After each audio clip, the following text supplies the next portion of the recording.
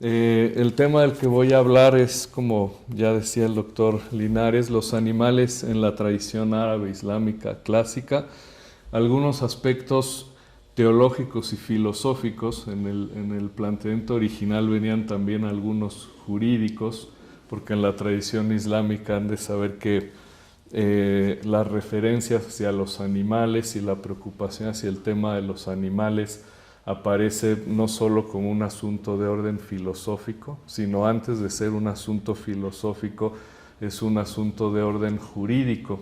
Esa es la disciplina central en la tradición islámica, y entonces pues hay una serie de discusiones que involucran temas relacionados con el tratamiento de los animales. Entonces la manera como yo he estructurado el trabajo sería la siguiente. En un primer momento hay que hablar un poco de las fuentes religiosas, ¿no? Qué es lo que dice el Corán, qué es lo que dicen los hadices, ¿no? Que son las enseñanzas del profeta, y posteriormente qué dice tanto la tradición jurídica como la tradición teológica, cómo piensan ese asunto de la relación con los animales, en donde vamos a ver que paulatinamente el tema que aparece como un asunto central es el tema del dolor, ¿no? Si los animales pueden experimentar o no dolor, y en función de ese problema, pues entonces los juristas y los teólogos van a tener determinadas posturas que en un momento voy a explicar brevemente. Y luego pues hay que tocar también el tema desde la filosofía, ¿no? No solo fuentes religiosas, no solo el asunto jurídico teológico, sino que también pues finalmente este es un seminario de filosofía, y aunque en la tradición islámica tanto los juristas como los teólogos echan mano de la filosofía, es decir, instrumentalizaron de alguna manera la filosofía para formular sus argumentos, pues finalmente no están haciendo estrictamente filosofía, y pues después sí hay una serie de pensadores, sí hay un grupo de gente que son propiamente filósofos y que pues van a discutir el tema desde una óptica mucho más filosófica y también médica. Entonces, como pueden ver, es un trabajo complejo porque hay que cubrir muchísimos flancos, ¿no? A mí me hubiera gustado incluso cubrir el literario, ¿no? Que eso pues ya no hay espacio aquí, pero pues también en la literatura árabe es un tema muy muy común. Ese yo no lo domino, pero no soy un especialista en la literatura, pero sí puedo esta tarde hablar un poco pues de este enfoque que ya les adelantaba, ¿no? Entonces primero voy a decir algo rápidamente del trato hacia los animales en los textos fundacionales, es decir, en el Corán y en algunos hadices, ¿no? Entonces el término árabe, hayawan, animales, ¿no? Aparece una sola vez en el Corán, y en su lugar se utiliza el término dawab, que significa en realidad bestias. En líneas generales, en el Corán se afirma, al igual que sucede en la génesis de la Biblia judeocristiana, que el ser humano es una criatura privilegiada. Dice Corán 95:4, hemos creado al hombre dándole la mejor complexión.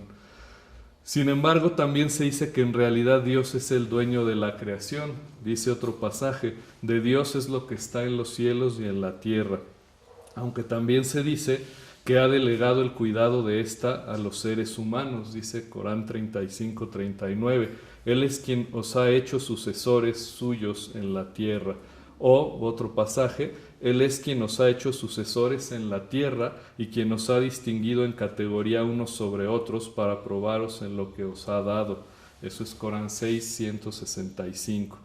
Todo indica entonces que los humanos somos responsables del cuidado de toda la creación divina, y no solo eso, se lee en el Corán que el mundo no ha sido creado únicamente para gozo de los seres humanos, sino para todas las criaturas vivientes. Así lo pueden ver en Corán 55:10. La tierra la ha puesto Dios al servicio de las criaturas.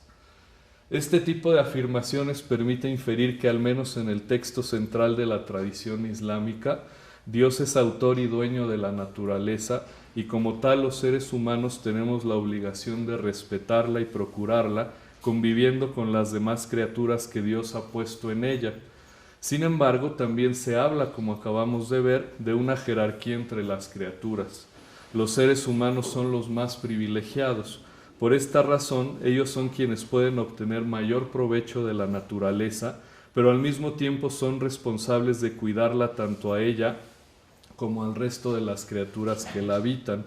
En vista de que a los seres humanos se les ha delegado el cuidado de la creación y ésta a su vez está al servicio de todas las criaturas, es lógico que en el Corán también se afirme que algunos animales han sido creados para que los humanos se beneficien de ellos. En varios pasajes se alude a distintas maneras en las que los seres humanos pueden valerse de los animales. Por ejemplo, la cacería, uno de los recursos principales para conseguir alimento, aunque no me va a dar tiempo de hablar de toda la legislación que hay alrededor de eso, ¿no? Pero, por ejemplo, no se permitiría la cacería como deporte de diversión, sino la cacería solo para conseguir alimento, ¿no? La carga y la montura, la obtención de materia prima para confección de ropajes y tiendas, la ganadería y la pesca. En Corán 5.1.5 se menciona que durante el tiempo reservado a la purificación no es lícito cazar, aunque fuera de ese tiempo sí está permitido. Los exégetas coránicos llaman la atención sobre los mandatos que se señalan en ese pasaje. Por ejemplo, no debe comerse la carne de un animal muerto por causa natural, no debe comerse la sangre, no se come la carne de cerdo, no se come un animal cuyo sacrificio no haya sido ofrecido a Dios, no se come la carne de un animal que haya sido torturado, es decir, asfixiado, golpeado, lastimado, cornado o mutilado por otros animales. Se prohíbe comer animales inmolados en altares idólatras, se prohíbe la caza por entretenimiento, como ya había adelantado, y se puede comer la carne del animal capturado por los animales que han sido adiestrados para la caza, los sabuesos, ¿no? Se permite comer el alimento ofrecido por otras gentes del libro, es decir, los judíos y los cristianos. En ese mismo pasaje se confirma la licitud de la caza, mientras que en Corán 16.14 se hace lo mismo con la pesca, en cuyo caso no existen restricciones. De los mandatos o restricciones recién enumerados, los exégetas infieren criterios importantes en lo que respecta a cómo debe tratarse el animal que va a cazarse o sacrificarse, si es que se trata en este último caso de un animal de ganado. Corán 16.5 permite explícitamente comer las reses de ganado, y en Corán 6.142 se lee, cito, y de entre los ganados los hay de carga y otros para dar leche, carne y lana. Fin de la cita. En ambos casos, el de la cacería y la ganadería, hay un criterio en común. Si bien puede consumirse el animal, está prohibido hacerle sufrir. El modo en que debe sacrificarse un animal es un tema recurrente en toda la literatura jurídica y hay bastante consenso al respecto. La idea central es que debe evitarse en la medida de lo posible lastimar o infligir dolor al animal. Debe cortarse la yugular y hacer fluir la sangre para limpiar y purificar al animal, y aunque se discute si lo anterior puede hacerse con cualquier utensilio cortante, lo que más se recomienda es un cuchillo bien afilado con el que pueda llevarse a cabo una ejecución rápida para que el animal no sufra. Ahí pueden encontrar muchas discusiones al respecto, ¿no? Por ejemplo, cómo sería incorrecto si no se corta la yugular pues, al primer corte, vale, la redundancia, y si alguien pues tiene que hacerlo en varias ocasiones, pues significa que está lastimando al animal, y entonces eso ya es algo pues que amerita una llamada de atención, ¿no? En los hadices, por cuestiones de tiempo, no voy a abarcarlo todo, pero simplemente voy a referirme a uno de los hadices que aparece más en la tradición islámica, que es el 1094, que es en donde se narra la historia de un hombre sediento que tras tomar agua de un pozo se encuentra con un perro jadeante y sediento al que decide convidarle agua. Y entonces el profeta afirma que habrá recompensa para todo aquel que ayude a otro ser viviente. Entonces, algunos defensores de los animales en la tradición islámica recurren mucho a este pasaje e interpretan que el profeta recomendaba habitualmente que se respetara siempre a todos los seres vivientes. El llamado a atender y ayudar entonces a otros seres vivientes es tal que en el Hadith 2019 puede leerse que si un musulmán siembra una planta y cualquier otro ser humano o una bestia se alimenta de esta, esto se le contará al que la sembró como un acto de caridad. A todo lo anterior se pueden añadir los criterios establecidos en el Hadith 1098. Se debe ser justo con el peso con que se carga a los asnos, los caballos y otros animales que apoyan a los seres humanos, como lo sería también, por ejemplo, el camello. Los caballos son una gran recompensa para los seres humanos y por lo tanto deben recibir un buen trato, y se castigará de hecho a quienes posean caballos por vanidad y exhibicionismo. Entonces aquí pueden ver todos esos criterios de donde los juristas van a extraer leyes. Hay algunos hadices como el 888 y 889, donde sí se alude a algunos animales que sí estaría permitido matar, pero porque significan un peligro o suponen un peligro tanto para los seres humanos como para otros animales. Se enuncia ahí el cuervo, el gavilán, el escorpión, la rata y el perro rabioso. Entonces, con esos no habría ningún inconveniente, por lo que acabo de explicar, ¿no? Ahora, si pasamos un poco a las fuentes jurídico-teológicas, en el planteamiento original, o en el texto original, pues aparece una explicación más o menos completa de cómo funciona la interpretación de las fuentes jurídicas en la tradición islámica. Eso es importante incluirlo aquí, aunque no me voy a detener en eso, pues porque, como ustedes quizás saben, uno de los aspectos fundamentales en la tradición islámica es el tema de la interpretación de fuentes, ¿no? Por eso yo suelo decir en muchos foros y en repetidas ocasiones que por eso no puede hablarse nunca de un Islam monolítico, sino que siempre vamos a encontrar distintas aproximaciones al texto y por tanto distintas maneras de interpretar la ley. Entonces lo que yo desarrollo aquí, o lo que anoto en el texto, es cómo también en la tradición jurídica alrededor de estos temas hay bastante consenso, y precisamente lo que se sostiene es un poco lo que ya he dicho, ¿no? Lo que dicen las fuentes. Y en términos generales lo importante es que sí está recurrentemente recomendado no infligirle dolor a ningún animal, ¿no? Que sí está recomendado ese respeto a la creación de Dios, ¿no? Después, si pasamos a lo que podríamos denominar propiamente las fuentes ya teológicas, ahí en la tradición islámica, como les decía en un comienzo, primero hay escuelas jurídicas, después hay escuelas teológicas, porque primero lo relevante son aspectos de orden práctico, y después discusiones que tienen que ver ya con asuntos de lo que podríamos llamar con cierta imprecisión teología dogmática. Pero bueno, si pasamos al lado de las escuelas teológicas, hay algunas que son muy filosóficas, como la escuela mutásila o los mutasilíes, y ahí hay un personaje importante que se llama Abd al-Jabbar, ¿no? Que es uno de los pensadores más prominentes de lo que se llama la mutásila, autor de varios tratados teológicos, entre ellos el compendio sobre los temas de la unidad y la justicia, y ahí aparecen algunos aspectos relevantes. El planteamiento de al-Jabbar arroja tres consideraciones relevantes. Asume que los animales experimentan dolor, entonces infiere que como las acciones humanas, las de los animales también son tomadas en cuenta por Dios, y en este sentido deja ver que Dios está obligado a ocuparse de todas las criaturas. Bueno, eso es decir, así como si nosotros sufrimos, habría que suponer que Dios de alguna manera permite que estemos pasando por una experiencia dolorosa, y habría que esperar que entonces Dios de alguna manera va a recompensar el sufrimiento que pasamos en esta tierra. Los animales estarían en un caso similar. Entonces la discusión teológica es si Dios tiene o no obligaciones con los animales. Y la postura de al-Jabbar es que sí, es decir, concluye que para que las acciones de los animales cobren sentido, estos han de revivir como los humanos en la vida futura. Al mismo tiempo, dos problemas teológicos se desprenden de su postura. asume, como la mayor parte de los teólogos de la Mutásila, que los seres humanos podemos determinar por nuestros propios medios qué es lo bueno y lo malo, y así inferir cómo debería actuar Dios. Esa es una discusión central en la ética de la Mutásila.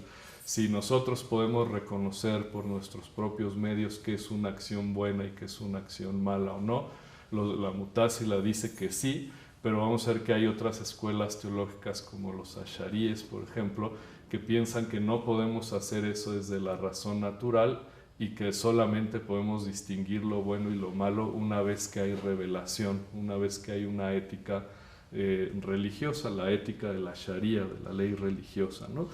Entonces, Al-Jabbar concluye que Dios, con su sabiduría divina, no permitiría el sufrimiento, la injusticia a ninguna de sus criaturas, y en consecuencia sí tiene obligaciones con todas ellas. Precisamente este último punto es duramente criticado por uno de los teólogos más importantes de los asharíes, de la tradición islámica sunita, que es Al-Ghazali. Aunque Al-Ghazali no se refiere explícitamente a Al-Jabbar, sí dirige su refutación contra la Mutásila. En el tercer tratado de la Al-Iqtisad, después de argumentar que Dios no tiene la obligación de crear nada, y si decide hacerlo tampoco es necesario que asigne obligación alguna a sus criaturas, y después de probar que Dios decide si les asigna o no obligaciones, Al-Ghazali se refiere expresamente al problema recién planteado y argumenta justamente lo contrario, es decir, Dios puede hacer sufrir a un animal inocente y no tiene la obligación de compensarlo.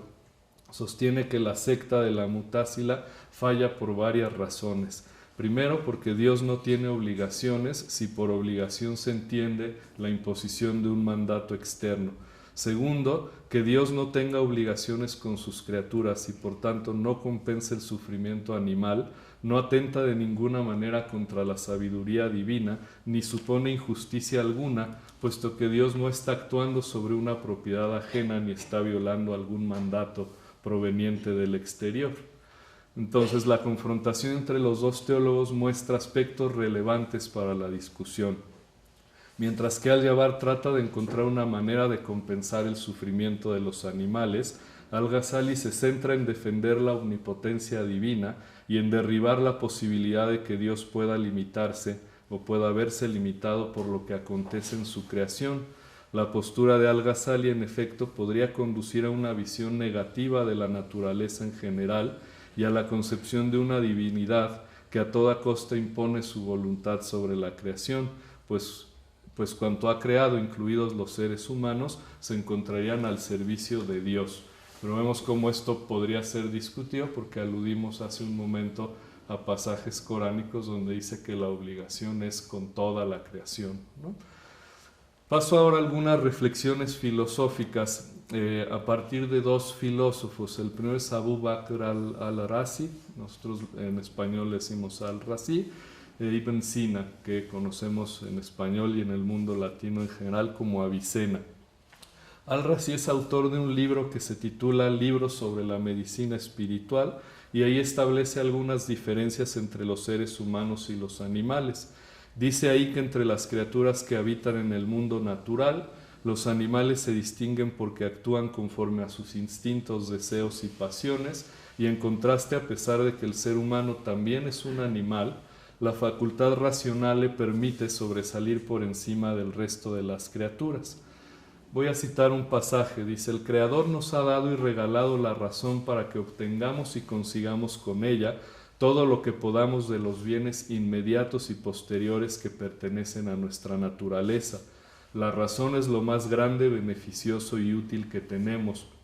Por la razón se nos ha preferido a los animales irracionales, de manera que nos hemos adueñado de ellos, los hemos dominado y sometido, y disponemos de ellos para distintas acciones que redundan en su provecho y en el nuestro.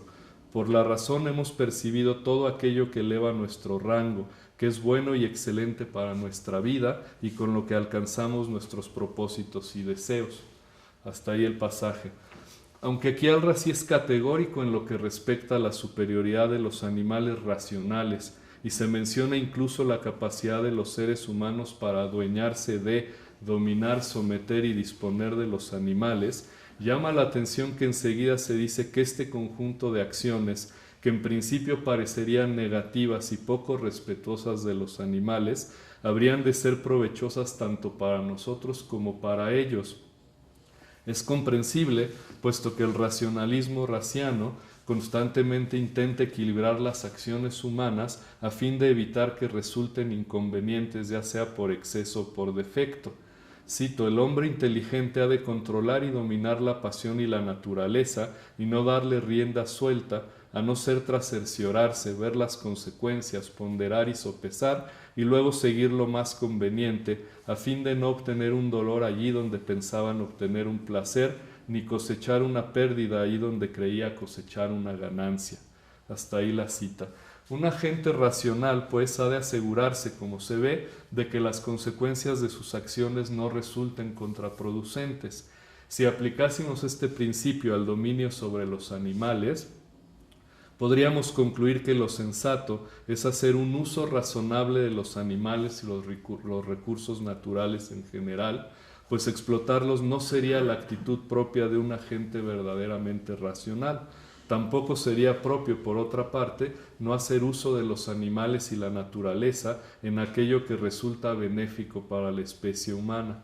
La postura de Al-Razi aparece de modo más claro en el libro sobre la conducta filosófica, en donde precisamente se describe cómo la conducta de un filósofo debería ser la de un agente racional y virtuoso, capaz de ejercer el autocontrol.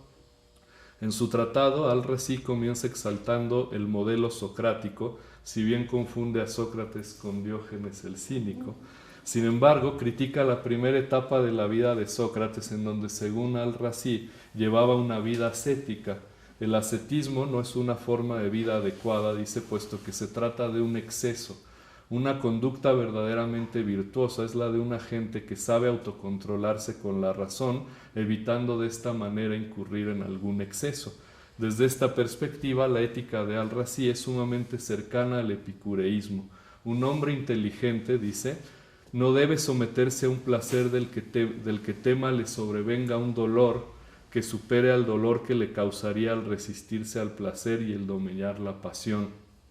Evitar el dolor y administrar el placer sería el criterio fundamental para que los seres humanos pudiesen ser virtuosos. Y, sostiene Al-Razi, esa es la misma premisa que habría de tener en consideración cuando los seres humanos juegan el papel de dominadores de la tierra. Dios, según Al-Razi, detesta que sobrevenga un dolor sobre sus criaturas, y por ello de ahí pueden inferirse varios criterios éticos regidos por una máxima: todo debe hacerse conforme a una intención, unas leyes y un proceder racional y justo, sin excederse ni oprimir. Y entonces Al-Razi dice lo siguiente, o de ahí por el texto desarrolla los siguientes criterios. 1. No debe causarse dolor alguno a ningún ser con la capacidad de sentir, a no ser que se le infrinja con la intención de evitarle otro dolor peor. 2. Si se trata de no lastimar a ningún ser vivo, acciones particulares como la cacería o abusar de cualquier animal que esté al servicio del ser humano serán consideradas acciones injustas. 3. Se puede hacer sufrir a un animal sin cometer injusticia, si es que esto es justo para servir o salvar a un ser humano. Por ejemplo, dice Al-Razi, cuando se espolea un caballo para que reaccione ante una situación de peligro. También se refiere al caso en donde el jinete y el caballo se encuentran en medio del desierto y con poca agua, y sostiene que será preferible salvar al ser humano, ya que sería más útil para la gente un humano que un caballo. Solamente debe practicarse, en cuarto lugar, la caza, el acecho y la ejecución de animales que se alimentan exclusivamente de carne, como sería el caso, según Al-Razi, del oso, el tigre, el lobo y semejantes. También se puede cazar animales que pueden ocasionar mucho daño y no son de ningún provecho, como por ejemplo las serpientes y los alacranes. En lo que respecta al último caso, Al-Razi ofrece dos razones por las que se puede dañar a esa clase de animales. Por una parte, porque si no se les ejecuta, ellos harán daño y matarán a otros animales. Por otra, porque extrañamente afirma que es difícil liberar el alma de los animales que han sido asesinados por dichos animales. Y añade que sería conveniente, por tanto, matar a los animales que dañan a otros animales para darles oportunidad de recaer en cadáveres mejores. Este es un pasaje muy discutido porque parecería que está defendiendo la doctrina de la metempsicosis, algo así, y no es claro en ningún otro lado cómo podría sostener algo así alguien que al mismo tiempo aparentemente está pensando en el contexto islámico, aunque hay muchas dudas acerca de qué tan islámico era o qué tan musulmán era al-Razi, ¿no? Después hay otro texto que se llama La Introducción al Arte de la Medicina, en donde explica un poco cómo operan las facultades mentales que permiten la cognición, y ahí aparecen algunas observaciones sobre las funciones de los animales. Sostiene ahí que los animales poseen sensación, imaginación, memoria y que son en cierto modo capaces de movimiento voluntario. Todo indica que al-Razi podría sostener que los animales tienen ciertas capacidades cognitivas que les permiten elegir lo que resulta mejor para ellos, lo cual significa que de alguna forma tienen noticia de lo que sucede en el mundo y consiguen relacionarlo consigo mismos. Los pasajes que sugieren este tipo de interpretación han sido discutidos por muy pocos especialistas y las posturas están divididas. Hay quienes piensan que los textos apuntan a que los animales son racionales, según al-Razi, y quienes sostienen que no es posible ir tan lejos en la interpretación. Pero quizá quien explora mayor detalle la psicología de los animales es Avicena. Avicena le llama la atención precisamente que los animales sean capaces de reconocer aspectos del mundo y de direccionar su comportamiento conforme a estos. Si bien sostiene que a diferencia de los seres humanos los animales carecen de un aparato conceptual, ello no impide que puedan reconocer aspectos y captar determinados significados del mundo. Los animales, según Avicena, son capaces de unificar, ordenar y clasificar los datos de la experiencia y reaccionar ante ellos como si tuviesen algo así como una conciencia fenoménica o yo. La presencia de este yo nos permitiría comprender el modo en que efectivamente sienten dolor. Como ven, es todo el problema que hay alrededor de la discusión previa, ¿no? La estructura mental del animal no se limita a la captación de percepciones simples de cualidades sensibles, sino a los distintos aspectos que acompañan a esas percepciones. Esto es precisamente lo que Avicena pretendía explicar a partir del conocido ejemplo que pasaría a la posteridad, a saber, el de la oveja capaz de percibir propiedades no materiales como la hostilidad y el peligro en un lobo. La literatura secundaria en la que se ha discutido esta capacidad que según Avicena poseen los animales para captar lo que suele denominarse intenciones, maani en árabe, es abundante. No lo es, en cambio, la literatura dedicada a explorar el supuesto cognitivo que al parecer explicaría tal capacidad animal, a saber, la presencia de una conciencia fenoménica o yo. Si los animales reconocen aspectos que poseen un significado, de acuerdo al tipo de relación que cada uno tiene con el mundo, parecería que efectivamente estamos presuponiendo que poseen un yo. Podríamos ir más allá. ¿Puede este yo hacer que los animales experimenten el dolor percatándose de que son ellos quienes sienten? Si tenemos en cuenta el modo en que Avicena explica la experiencia perceptiva, podemos encontrar buenas razones para sugerir que los animales tienen un yo. El impulso natural que hay en ellos hacia la supervivencia, la familiaridad que tienen con su propio cuerpo, su capacidad para tender hacia aquello que les resulta conveniente y huir de lo peligroso de acuerdo a sus propias circunstancias y el modo como cada uno se relaciona con el mundo, son conductas que requerirían la presencia de un yo. Dentro de este tipo de experiencias podríamos inferir que el dolor físico es una de esas características que el animal reconoce y experimenta, dada la manera en que se familiariza con su propio cuerpo. El problema, sin embargo, sería qué entiende Avicena cuando sugiere la posibilidad de un yo en los animales. ¿Se refiere a algo distinto del cuerpo?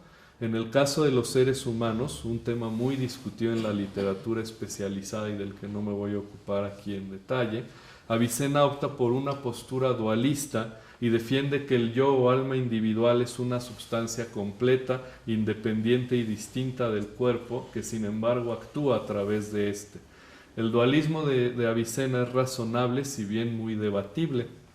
Piensa que si garantizamos la existencia de un yo, entonces podemos explicar cómo es que unificamos e integramos los datos de la experiencia sensible. En otras palabras, nuestros actos perceptivos presuponen la presencia de un yo al que se accede de manera espontánea y que es capaz de direccionar, unificar e integrar la información recibida por los sentidos. Avicena se percata con qué facilidad podríamos creer que el yo se identifica con el cuerpo. Por ello, en un largo pasaje del libro del alma, en su obra capital, que es el Kitab al-Shifa, niega precisamente que el yo pueda ser el cuerpo o un miembro del cuerpo. A grandes rasgos argumenta que si el yo fuese reducible a un cuerpo o a un miembro del cuerpo, la percepción del yo sería idéntica a la percepción de ese cuerpo o de ese miembro del cuerpo. Si sucediera de ese modo, bastaría con sentir que tenemos cuerpo u órganos específicos para descubrir que tenemos un yo y no seríamos capaces de distinguir entonces entre el yo y el cuerpo. Así las cosas, no seríamos capaces de construir juicios indicativos en primera persona, como yo tengo un cuerpo o yo tengo un cerebro. Si el yo fuese idéntico al cuerpo, tendríamos que resolver además cómo podría el cuerpo percatarse por sí mismo de que siente o cómo podría el cerebro percatarse por sí mismo de que intelige. No debatiré aquí la cantidad de flancos que abre este tipo de dualismo, más bien me interesa definir qué es lo que sucedería en el caso de los animales. ¿Están ellos limitados a la percepción o poseen un yo con características similares o análogas al de los seres humanos? En principio parecería que los animales están limitados a la percepción y por lo tanto no sería posible concebir en ellos la presencia de un yo y en consecuencia no tendrían una experiencia propia del dolor. Sin embargo, si no fuesen capaces de reconocer el dolor como suyo, no reaccionarían ante él y serían entonces autómatas. ¿Cómo es entonces el yo de los animales? Avicena explica en varios lugares que los seres humanos y los animales comparten las mismas facultades perceptivas externas e internas. Con respecto a estas últimas, ubica en el cerebro 6 facultades muy conocidas: el sentido común, la imaginación retentiva, la estimativa, la memoria, finalmente la imaginación compositiva. La estimativa es la facultad más elevada en los animales. La estimativa es la que recibe, como habíamos dicho antes, las intenciones que luego van a ser retenidas por la memoria. Es decir, lo que en el ejemplo de la oveja equivale a la hostilidad o al peligro, ¿no? La idea es que la oveja se da cuenta de eso y eso no podría ser captado por los sentidos externos, ¿no? Porque la oveja ve un lobo, entonces ve unos pelos grises o negros con unos dientes amarillos, ¿no? Cochinos, así. Y entonces eso es lo que ven sus ojos, huele algo, pero Avicena dice, pero para que pueda darse cuenta de que eso es peligroso, de que hay hostilidad en eso, eso ya no es información proporcionada por los sentidos externos. Por lo tanto, tendría que haber una facultad mental, que se llama estimativa, que es la que le permite captar eso, captar esas intenciones. La estimativa entonces es una facultad fundamental para entender los actos cognitivos de los animales. A través de esa facultad, como dije, se captan las propiedades llamadas intenciones o significados asociados a las formas sensibles y a las imágenes, pero distintos de ambas. La estimativa explica cómo es que los animales captan contenidos del mundo y actúan conforme a ellos. En otras palabras, el conocimiento animal no se reduce a la captación de datos sensibles en el nivel de los sentidos externos, sino que los animales poseen una facultad mental que les permite procesarlos y comportarse de determinada manera en función de sus tendencias, deseos, miedos, rechazos, preferencias y simpatías. En este sentido, los animales tienen la capacidad de direccionar su conocimiento y reconocer algunos aspectos que por lo general están relacionados con la supervivencia y que nos permiten inferir que en ellos hay un impulso natural y espontáneo de conservación. Entre estos impulsos se encuentra la atracción hacia el placer y el rechazo hacia el dolor. Y aunque podría creerse que estaríamos ante una reacción demasiado primaria, Avicena sostiene que el impulso de conservación natural de los animales les permite familiarizarse consigo mismos, o en otras palabras, reconocerse a sí mismos y sus experiencias. Voy a contar dos pasajes breves y con eso voy a terminar. El primero es: todo animal se conoce y percibe su alma como un alma que ordena y rige el cuerpo que se tiene. Si hubiese otra alma de la que el animal no es consciente, un alma que no es consciente del animal y un alma que no estuviese ocupada con el cuerpo, ésta no tendría ninguna relación con el cuerpo y la relación solamente puede sostenerse de este modo.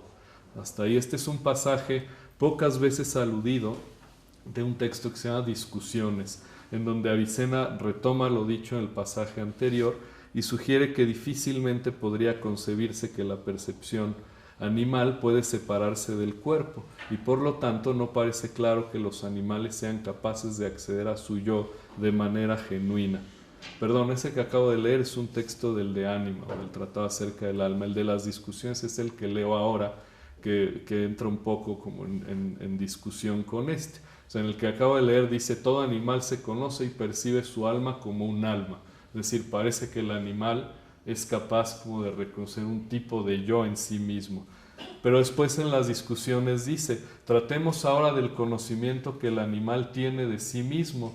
Y dice: si es que hay un genuino autoconocimiento animal. Dice: aunque la estimativa se encuentra en la cima de las facultades racionales cognitivas que el animal puede poseer, esta se encuentra unida al cuerpo, así que no puede distinguirse o deshacerse de él. La estimativa es distinta del alma animal, que es primariamente conciencia y no estimación, afirmación o conciencia de sí mismo. Entonces, aunque este pasaje podría resultar problemático para defender el conocimiento que un animal puede tener de sí mismo y de sus experiencias, podríamos interpretarlo en otra dirección. Podríamos pensar que la estimativa puede fungir como el centro de gravedad físicamente detectable que permite al animal reaccionar, reconocer y reaccionar ante propiedades del mundo. Sin embargo, habría que considerar que el animal no solamente se relaciona con el mundo exterior, sino también con su propia corporalidad. Recuérdese el ya referido pasaje del De Anima de la Shifa: el animal tiene noticia de su propia corporalidad. Eso es lo que decía el de la Shifa. Podríamos entonces esbozar una conclusión. Dada la familiaridad que todo animal es capaz de establecer en relación a su corporalidad, en los seres humanos hay una especie de yo que opera de manera espontánea. Sin embargo, el animal no es capaz de hacer de su propio yo un objeto de reflexión. Hasta ahí parecería una conclusión. En este sentido, el conocimiento que tendría el animal de su propio yo no sería equiparable al grado de autoconocimiento que podría tener un ser humano. Por esta razón, como lo han hecho ver algunos intérpretes de Avicena, en sus obras psicológicas existe una distinción entre el autoconocimiento reflexivo, que es exclusivo de los seres humanos, y el autoconocimiento primitivo, es decir, un impulso innato de conservación que se da tanto en animales como en seres humanos. El nivel primitivo de autoconocimiento es esencial para todo animal, puesto que le permite familiarizarse innata y espontáneamente con el cuerpo que posee y además reconocerse a sí mismo a través de las experiencias sensibles, entre ellas placer y dolor. Parece entonces que aunque la postura final de Avicena es incierta en los pasajes aludidos, es decir, del De Anima de la Shifa y las Discusiones, lo que parece claro es que no está seguro de que deba reducirse la percepción animal a algo meramente corporal, ya que si bien el animal no es capaz de reflexionar sobre su propio yo, sí se percibe a sí mismo con el cuerpo que posee y se concibe a sí mismo conforme a las determinaciones y necesidades de su propia corporalidad. Por ello se aleja de lo que representa peligro para sí mismo y busca el alimento que resulta conveniente para sí mismo. En lo que respecta a la familiaridad del animal con su propio cuerpo, Avicena no plantea una diferencia fenomenológica esencial entre el autoconocimiento humano y el animal. Lo único que nos distinguiría entonces sería la capacidad humana de considerarnos a nosotros mismos como objeto de reflexión. Pero la pregunta persiste: ¿pueden percatarse los animales de sus propias percepciones si carecen de subjetividad? Si nos resistimos a aceptar la presencia de un yo en los animales, podríamos construir la siguiente conclusión, y con esto voy a terminar. Los animales se dan cuenta de su existencia, pero dado que no poseen un yo, no son capaces de reflexionar sobre sí mismos, ni sobre sus experiencias perceptivas, y mucho menos sobre su conducta. En contraste, los seres humanos también tienen una experiencia innata y espontánea de su yo, pero además poseen la capacidad de reflexionar sobre sí mismos y sobre sus experiencias perceptivas y sus conductas. Sin embargo, no creo que Avicena haya estado dispuesto a negar categóricamente la posibilidad de un yo en los animales, aunque sin duda sostiene que existe una diferencia ontológica entre lo que denomina alma perceptiva y alma racional. El modo en que concibe la percepción animal es bastante sofisticada y con frecuencia insiste, por una parte, en que la cognición animal no se limita a la percepción sensorial, y por otra, en que los animales acceden a sí mismos y a sus propias experiencias. Y bien, el texto termina con unas consideraciones finales en donde pues trato como de establecer una visión general, pero como ven, el proyecto es un panorama, ¿no?, en donde voy tratando con con fuentes religiosas, con juristas, con teólogos, con filósofos, ¿no? ¿Qué se puede desprender de aquí también? Pues que aunque el texto se refiere a la tradición islámica, así como decía en un momento que no hay un Islam, sino muchas interpretaciones del Islam, pueden aquí descubrir cómo hay cantidad de discusiones alrededor de este tema, ¿no? Y cómo es un asunto en el que, si bien hay preocupación por cuidar a los animales y hay toda esta jerarquización de, bueno, hay algunos de los que están al servicio de los hombres, pero otros no. Hay algunos juristas que dicen, por ejemplo, nunca habría que meterse con los animales salvajes, ¿no? Porque los animales que están allá en su entorno, en su hábitat, ¿por qué los seres humanos tendrían que ir a molestarlos, ¿no? Entonces, toda la regulación pero se refiere a animales que están habitualmente relacionados en la vida cotidiana con los seres humanos, ¿no?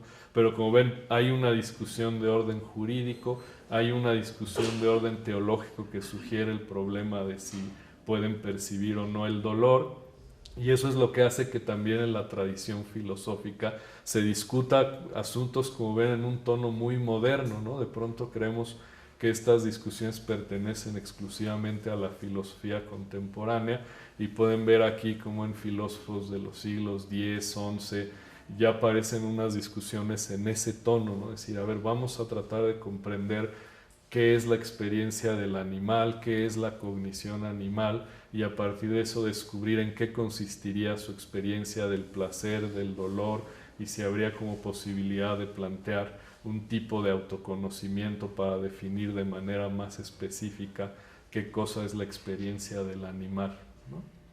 Y pues muchas gracias por escuchar la presentación.